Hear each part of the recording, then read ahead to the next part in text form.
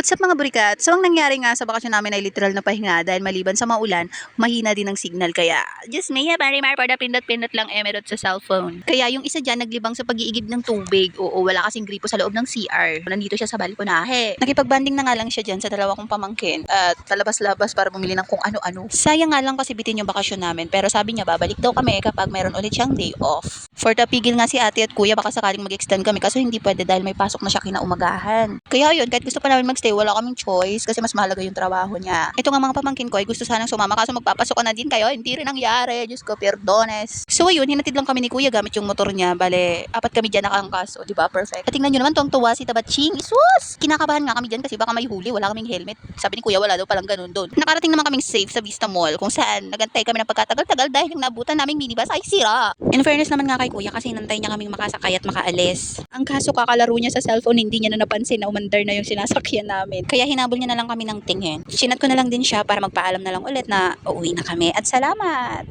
Smooth naman nga yung naging biyahe namin papunta ng Pitex kaya pagkadating namin doon ay kumain agad kami dahil pag alis namin hindi rin kami kumain kasi sabi ko nga doon na lang kami kakain pagdating sa Pitex. Dapat nga sa Jollibee kami kakain dahil nagkikrave ako sa fries. Ang kaso nga lang gutom na ako tayo ko na maglakad and kailangan ko na din kasing uminom ng gamot. After nga namin kumain ay nakasakay naman agad kami ng carousel papuntang Cubao. Medyo doon kami natagalan kasi medyo traffic na pero at least pagbabangan namin sa Cubao ay naglakad pa kami ng pagkalayo-layo kaya sobrang nangalay kaming dalawa at nabad trip doon sa pilahan dahil pinapila kami pwede naman palang dumirect ng sumakay doon sa sasakyan at makauwi na. At talagang sinusubo kami ni Lord kasi may nakasakay pa kaming maarte tapos umutot ang kanyang Junakis like aircon yun te, kulob. Talaga namang mai-inhale mo yung bango ng utot niya te. So yun, for the pigil na lang ako myself kasi konti na lang malapit na kaming makauwi at makapagpahinga after ng sobrang habang biyahe. Pero sana naman next time pag medyo maarte ka, huwag ka na lang mag-UV, mag-taxi ka na lang para hindi ka nakaka-apekto sa ibang pasahero kagaya niyan.